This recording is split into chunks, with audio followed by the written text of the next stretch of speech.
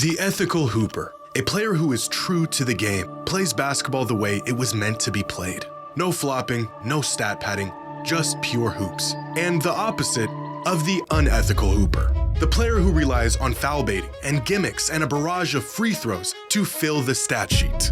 And right now, there is an unethical hooper among us.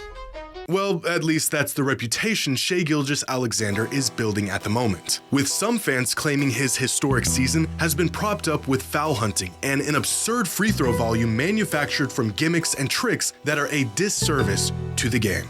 But if Shai is a foul grifter, a free throw merchant, then I've got some bad news about some of your all-time favorite players.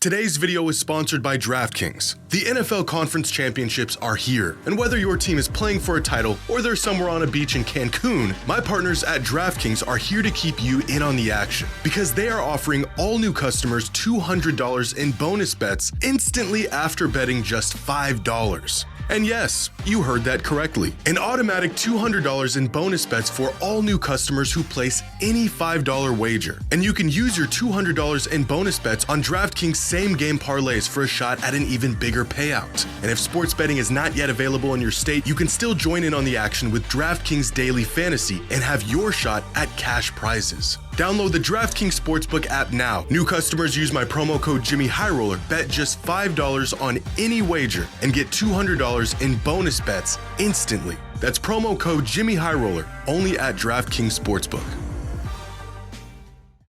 As the 2025 NBA MVP race continues to grow closer and closer, fans across the league are finding any and every hair to split to pick a side between two players having historically great seasons. The impossibly good Serbian gunning for his fourth MVP, or the superstar guard looking to break a 6-year chokehold big men have had on the award. And with a race this tight, deciding the most valuable player in the league may just boil down to the smallest, seemingly insignificant things, like free throws.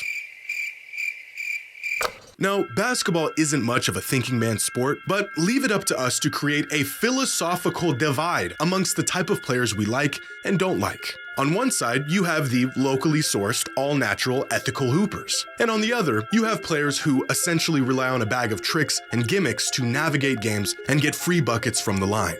Do I believe basketball actually has any sort of moral code? No.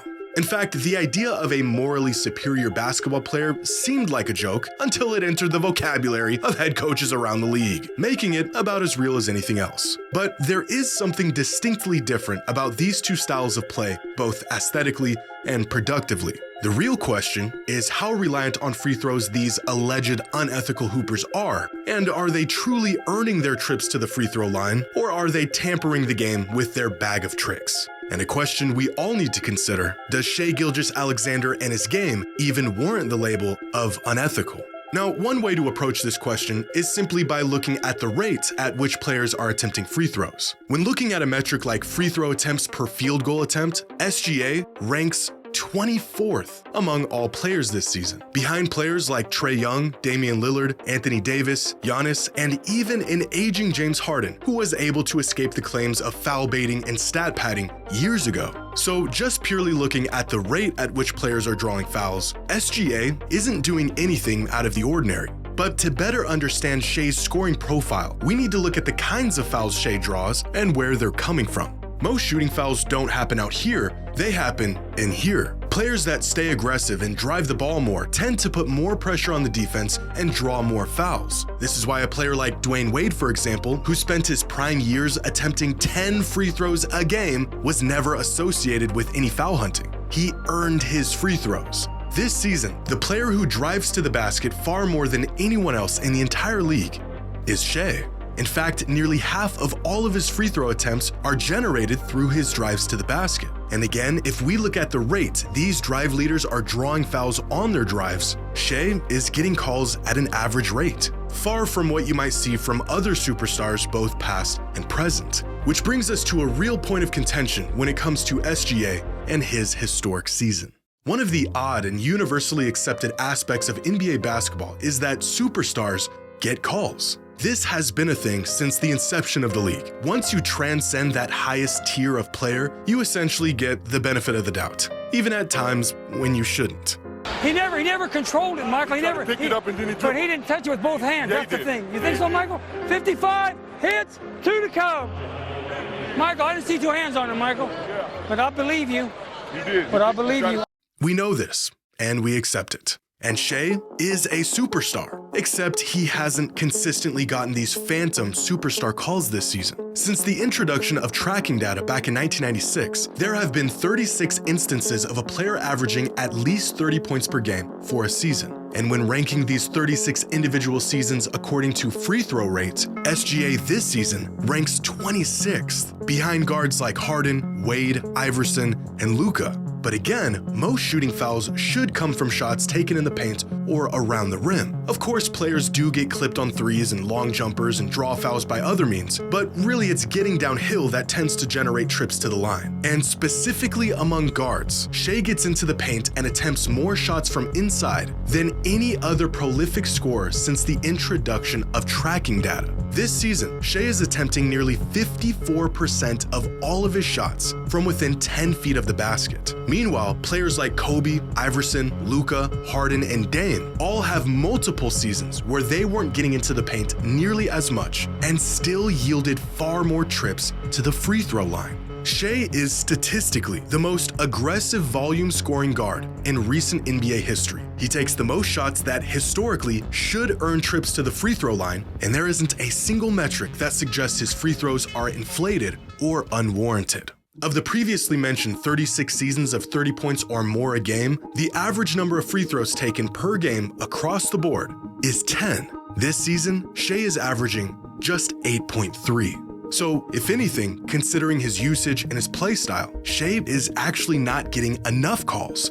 If we've learned anything from witnessing the last decade of scoring maestros, it's that this is just the nature of great scorers. They're hard to stop. They force the defense to get physical, they get you in positions you don't want to be in, overreacting, reaching, even taking gambles hoping it yields you a stop or a turnover, when more often than not, it's just going to end up in another trip to the free throw line. And on an abstract scale of basketball morality, I don't think SGA plays an unethical style of hoops. I think he's a better and more prolific scorer than some fans are willing to give him credit for. He's not relying on free throws to get his numbers. When compromised, the defense is relying on fouling him just to slow him down. Most of Shai's drawn shooting fouls look something like this, where he drives into the lane and inexplicably rips through the defender's arms to put up a shot. It is damn near impossible to predict, and it works almost every time a defender cuts him off or puts a body on him. And we've seen this before with James Harden, a free trip to the line disguised as a shot attempt. In fact, this is like the 2.0 version of Harden's rip-through, because it does a much better job of masking itself as an actual shot rather than an attempt to just draw a foul.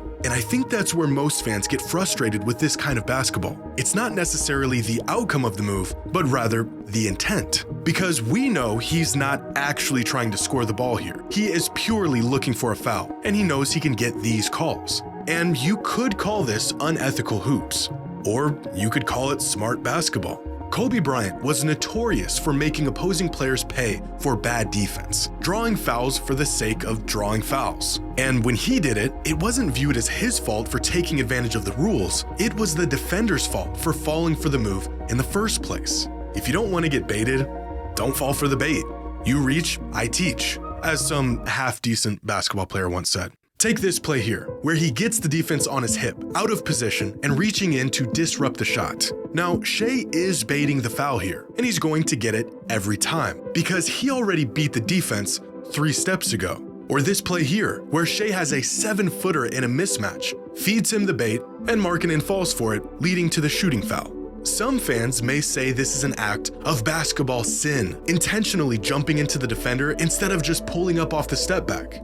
But I don't see it that way. You've got a 7-footer on an island with no help guarding the league's leading scorer, and you leave your feet on a pump fake. Shai isn't playing unethical hoops, he's taking advantage of bad defense. All the great scorers knew this, and they all took advantage of it. As much as we resented the tricks James Harden would deploy throughout his prime scoring years, it's worth asking the question, was it the foul baiting and free throws that allowed him to be the scorer he was? Or was he such a great scorer that he could bend the defense to his will whenever he wanted to? Same thing goes for a player like Joel Embiid. If the gimmicks added an extra 10% to his production, would we concede that he was in fact a historic scorer even if he had 90% of the production, but he did it ethically? Among high-volume scorers of this century, players who averaged at least 30 points per game since 2000, according to this idea of honest scoring, 2016 Stephen Curry would be the most ethical scorer, averaging 30 points per game with just 5 free throw attempts. And on a scale of free throw reliance, 2025 Shai is far closer to Steph than he is to countless other all-time great scoring seasons. If SGA's game falls into the category of unethical hooper, then so does Kobe's, and Luka's, and Dame's, and Iverson's, and Durant's, and all of our favorite all-time great scorers. It is an unfair label on one of the best individual seasons in recent NBA history, and it is objectively not true. And if none of that changed your mind, then maybe this will. Here is every single season in modern NBA history where a player averaged at least 25 points per game, 354 individual seasons since 1980, and they are graphed in terms of scoring average and free throw attempts per game. The further right a player is, the more free throws they attempted. The further up a player is, the more points they averaged. So way off to the right are the seasons of all-time high free throw attempts, and where you'll find most historic scoring seasons, like some Embiid seasons, some LeBron seasons, Jordan's highest scoring seasons, Luka, Harden, Shaq. Even the pure bucket getters like Durant and McGrady often found themselves at the line during the peak of their powers. So where does Shai's 2025 season land? It's right here. The 18th highest scoring season in modern NBA history, while attempting just the 142nd most free throws per game. And that, my friends, is some honest, homegrown, ethical hoops.